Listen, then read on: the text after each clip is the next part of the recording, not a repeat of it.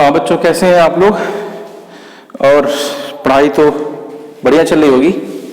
तो आज हम लोग क्या हुआ, एक नई वीडियो आज अपनी क्लास 10th बायोलॉजी की नेक्स्ट टॉपिक को डिस्कस करेंगे, ओजोन लेयर एंड ओजोन डिप्लीकेशन।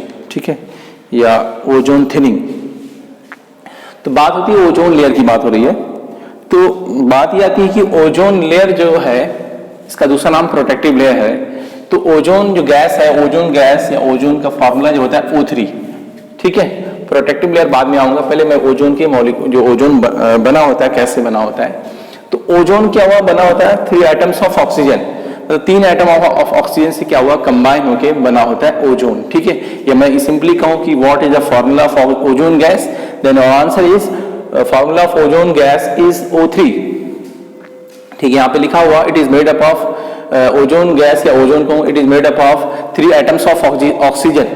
ये 3 एटम के 3 ऑक्सीजन के 3 एटम से मिलकर बना होता है। अब बात यह आती कि जो ओजोन लेयर होता है वो स्ट्रेटोस्फीयर में पाया जाता है। जैसे मैं कहूँ अर्थ से एबव सरफेस, जैसे मैं स्टैंड किया हूँ अर्थ के ऊपर, तो इस मेरी बॉडी का अपर पार्ट जो होगा, मतलब मेरा हैंड जो होगा वो किसमें आपका मूव कर रहा है इस टाइम, तो वो क्या हुआ, ट्रोपोस्फीयर में होगा। देन एबव, उसके बाद देन आफ्टर स्ट्रेटोस्फीयर। तो ओजोन जो लेयर होती है वो पाई जाती है आपका स्ट्रेटोस्फीयर में पाई जाती है। एक बात और आती है कि ओजोन लेयर की जो आप बात है कि ओजोन लेयर का जो कंसंट्रेशन होता है, मतलब मैं कहूँ ज्यादा अमाउंट में ओजोन लेयर कहाँ पाई जाती है, वो आपका 20 to 35 किलोमीटर, इसी का मतलब इतनी हाइट पे क्या होगा, इसका कंसंट्रेशन क्या होता है, means concentration in the sense means amount. ठीक है, वो हाई होता है कहाँ पे, 20 to 35 किलोमीटर। ठीक है, from the above surface, above the earth surface, मतलब अर्थ से क्या हुआ 20 से 35 किलोमीटर एबव क्या हुआ जाएंगे, तो इतने बीच में क्या हुआ इसका आपका जो ओजोन होता है या ओजोन गैस होता है या मैं कहूँ ओजोन लेयर पाई जाती है। ठीक है, इनके बीच में। दूसरी बात होती है कि जो ओजोन गैस है, उस ओजोन गैस को क्या हुआ, मेजरमेंट किसमें किया जाता है, ओजोन जो गैस है या मैं कहूँ लेयर जो है, इसको इजी वे में लेयर कहूँ, तो कि उसका जो अमाउंट है, भाई हर किसी का एक यूनिट होती है। ओजोन गैस को जो मेजरमेंट किया था किस यूनिट में किया था, उसका नेम क्या होगा, डॉप्सन। यहाँ पे लिखा हो डॉप्सन यूनिट, मैं कहूँ सिंपली डॉप्सन कह सकता हूँ। डॉप्सन में क्या हुआ, उसको मेजर किया जाता है उसके अमाउंट को। दूसरी बात क्या है कि जो अमाउंट भाई उसकी यूनिट क्या हुआ, मेजरमेंट यूनिट क्या होगी ओजोन की, वो क्या होगी आपका डॉप्सन होगी। नेक्स्ट बात कहूं कि जो आपका डॉप्सन में इसको मेजरमेंट किया जाता है ओजोन को, या मैं कहूँ थिकनेस ऑफ ओजोन को मेजरमेंट किया जाता है आपका डॉप्सन यूनिट में या डॉप्सन में मेजरमेंट किया जाता है। दूसरी बात, जो किस डिवाइस के द्वारा उसको मेजर किया जाता है, तो अमाउंट ऑफ एटमॉस्फेरिक ओजोन, मतलब जो एटमॉस्फेयर में ओजोन है, वो एटमॉस्फेयर में ओजोन जो मेजरमेंट के जो डिवाइस होती है उसका नाम होता है डॉप्सन स्पेक्ट्रोमीटर। यहाँ पे लिखा हुआ है कि amount of atmospheric ozone is measured by Dobson spectrometer, मतलब डॉप्सन स्पेक्ट्रोमीटर के द्वारा अमाउंट ऑफ एटमॉस्फेरिक ओजोन को क्या हुआ, मेजरमेंट किया जाता है। ठीक है, दूसरी बात है कि बता दिए मैं concentration 20 to 35 kilometre from the above the earth surface या एबव द अर्थ सरफेस, वहां पे क्या हुआ 20 से 35 किलोमीटर तक इसका कंसंट्रेशन क्या होता है, हाई होता है। दूसरी बात होती है कि जो ओजोन लेयर है, यहाँ पे ओजोन लेयर को प्रोटेक्टिव लेयर क्यों कहते हैं। मेन पॉइंट ये है कि ओजोन लेयर को प्रोटेक्टिव लेयर क्यों कहते हैं। जैसे मैंने कहा कि एग्जांपल के पे ये हमारा अर्थ होगी, हमारी अर्थ हो गई। ठीक है, अर्थ हो गई, ये हमारा क्या हुआ, सन हो गया मान ली। ठीक है भाई, सन से क्या हुआ, visible raise, ultraviolet rays, infrared सब रेज आती हैं। अब क्या हुआ, यहाँ पे क्या होगा, मैं कहा यहाँ पे क्या हुआ, हमारा ओजोन लेयर पाएगी। एग्जाम्पल पे हमारी ये क्या हुआ, ओजोन लेयर, ओजोन लेयर। तो ये ओजोन लेयर क्या करेगी, जो यहाँ से सन से जो अल्ट्रावायलेट रेडिएशन हो रहा है, अल्ट्रावायलेट रेज, ये अल्ट्रावायलेट रेडिएशन जो सन से आ रही है, वो अल्ट्रावायलेट रेडिएशन क्या हुआ, इसको पेनिट्रेट करके पास नहीं कर पाएगी। जो पेनिट्रेट के पास क्योंकि वो जो है अल्ट्रावायलेट रेडिएशन क्या हुआ, इस जो O3 है, मींस जो ओजोन गैस है, उसको ब्रेकिंग करने में यूटिलाइज हो जाएगी उसकी एनर्जी क्या हुआ, यूटिलाइज हो जाएगी। और ये टू क्या हुआ, O2 प्लस नेसेंट ऑक्सीजन में कन्वर्ट हो जाएगा।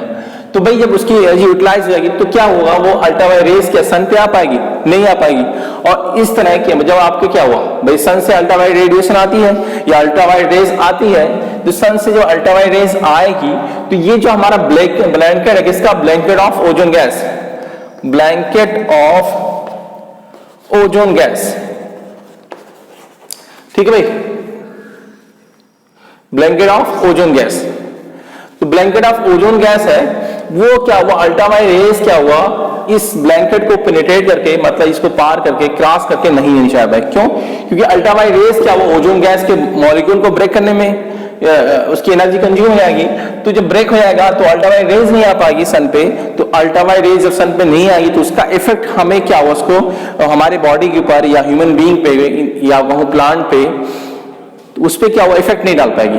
तो इसी नाते क्या हुआ, उसका इफेक्ट हमारे ऊपर नहीं आ पाता है, किसके बाई, ओजोन लेयर। इस नाते ओजोन लेयर को कहा जाता है प्रोटेक्टिव लेयर। मतलब जो भी अल्ट्रावायलेट रेज आ रही उसमें क्या हुआ, जो अल्ट्रावायलेट रेज है वो अल्ट्रावायलेट रेज क्या हुआ, इसके ओजोन मॉलिक्यूल को क्या हुआ, ओजोन गैस के मॉलिक्यूल या ओजोन गैस को ब्रेकिंग करने में उसकी एनर्जी क्या हुआ, यूटिलाइज हो जाएगी, ठीक है।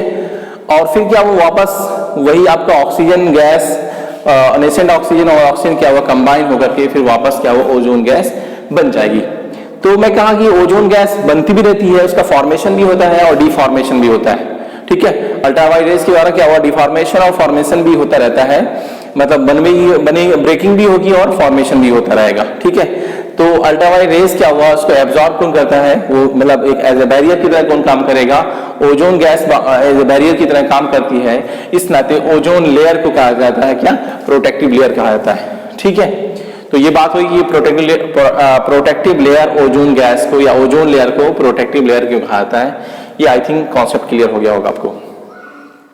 अब आता है नेक्स्ट लेवल, आता है depletion of ozone layer. Depletion का मतलब होता है कि जो ओजोन लेयर है भाई पूरे अर्थ के एबव सरफेस पे क्या ओजोन लेयर में आती है, वो उस ओजोन लेयर का क्या हुआ, थिकनेस जो है, उसकी थिकनेस जो हो रही है वो क्या हुआ, जैसे मैं कहा थिकनेस मान ली इतना, एग्जांपल के तौर पे इतना का, अब क्या धीरे धीरे जिसकी थिकनेस क्या हुआ, कम हो जाएगी, कम होगी, तो इसी को बोलते हैं डिप्लीशन ऑफ ओजोन लेयर कहते हैं।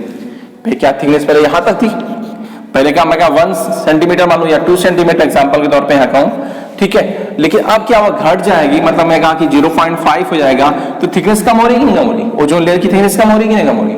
इसी मतलब decreasing of thickness of ozone layer, मतलब decreasing thickness of ozone layer is called depletion of ozone layer.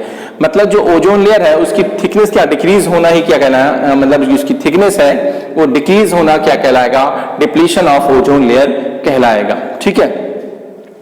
अब आता कि depletion of ozone layer was first notice in 1980, मतलब 1980 में सबसे पहले क्या हुआ, नोटिस किया गया था कि ओजोन लेयर की थिकनेस क्या हुआ, डिक्रीज हो रही है, ठीक है।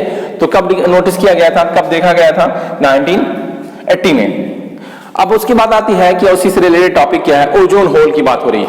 ये बहुत काफी फेमस टॉपिक है ओजोन होल या ओजोन डिप्लीशन, ठीक है, डिप्लीशन।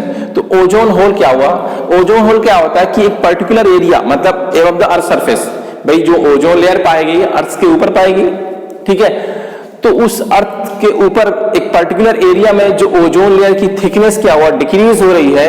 यहाँ पे बात आती इसमें पर्टिकुलर एरिया नहीं है ओजोन डिप्लीशन में, लेकिन ओजोन होल में क्या एक पर्टिकुलर एरिया है, ओवर द पर्टिकुलर एरिया, मतलब हमारे पर्टिकुलर अर्थ के सरफेस के पर्टिकुलर एरिया के ऊपर क्या हुआ, जो ओजोन की लेयर है, मैं कहा यहाँ पे क्या हुआ, ये हमारी ओजोन लेयर होगी। अगर इसकी पर्टिकुलर एरिया पे थिकनेस क्या हुआ, डिक्रीज होते हैं, तो जब थिकनेस क्या हुआ, डिक्रीज होगी, तो इसी को हम लोग क्या कहते हैं, ओजोन होल कहते हैं। जैसे मैं कहा ये मेरे पास ये जो आपका डायग्राम दिखाई पड़ रहा है, ये इसको क्या मानूं मैं, ओजोन लेयर का।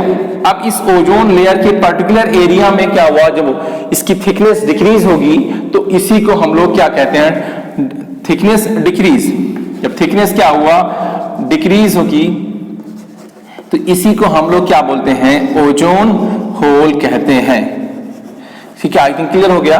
मतलब thickness of ozone layer is decreased over the particular area, भाई एक पर्टिकुलर एरिया में यहाँ पे क्या, एक पर्टिकुलर एरिया में क्या हुआ, उसकी जो थिकनेस है, ये आपको जो डायग्राम दिखाई पड़ रहा है इतना, इस थिकनेस क्या हुआ, डिक्रीज होगी, तो इसी को हम लोग क्या कहेंगे, ओजोन होल कहेंगे। अब आता है कि ओजोन होल जो डिस्कवर किया गया, ये जो इसको जिसने विजिबल किया था, वो उसका साइंटिस्ट का नाम क्या था, उसका साइंटिस्ट का नाम था फॉरमैन एंड कोवर्कर। एक साइंटिस्ट थे, दो साइंटिस्ट थे, इनमें नाम था फॉरमैन, लेकिन फॉरमैन का नाम ज्यादा आता है, ये इनके साथ में थे, ठीक है, फॉरमैन एंड कोवर्कर इन 1985। सबसे पहले नोटिस किया कब गया था, 1980 में किया गया था, लेकिन ओजोन होल डिस्कवर कब किया गया था या विजिबल कब हुआ था कि 1985 में विजिबल हुआ था या डिस्कवर किया गया था by the Farman and coworkers, ठीक है। ये दो साइंटिस्ट के द्वारा क्या हुआ, डिस्कवर किया गया था ओजोन होल। और ओजोन होल सबसे पहले देखा गया था अंटार्कटिका, ठीक है, कहां पे, अंटार्कटिका, अंटार्कटिका, ठीक है, अंटार्कटिका पे, साउथ पोल। अब बात होती कि ओजोन जो डिप्लीशन हो रहा है वो किसके द्वारा होता है, तो उसको बोलते हैं ओडीएस, शॉर्ट फॉर्म में ओडीएस कहते हैं, उसका फुल फॉर्म होता है ozone depleting substances, ozone depleting substances. अब कह रहे जो गैस या जो गैस या जो कहूं दो सब्सटेंसेज क्या हुआ, ओजोन की जो थिकनेस है उसको डिक्रीज करेगा, उसी को हम लोग क्या कहते हैं, ओजोन डिप्लीटिंग सब्सटेंसेज कहते हैं। मतलब that substances which take part in decreasing of ozone layer is called या are called ozone depleting substances. जो क्या हुआ,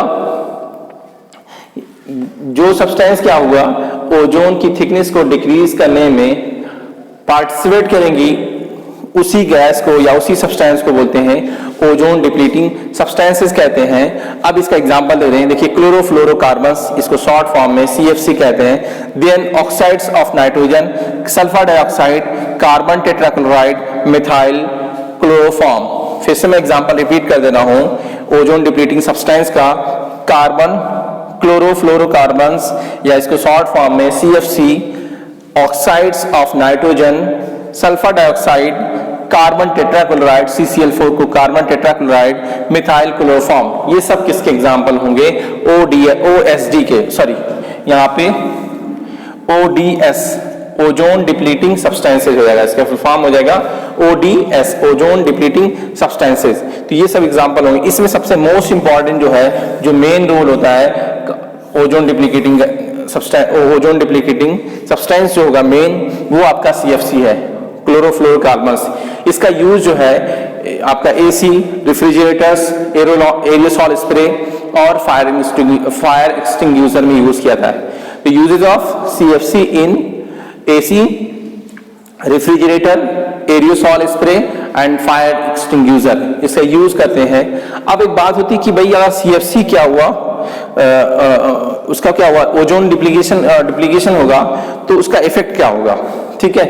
तो इसको हम अपनी नेक्स्ट वीडियो में डिस्कस करेंगे। तो आज हम इतना ही बात करेंगे। आई थिंक आपको क्लियर हो गया सारे पॉइंट। अगर कोई पॉइंट आपको नहीं क्लियर हुआ है तो आप कमेंट कर सकते हैं ग्रुप में। थैंक यू आज के लिए।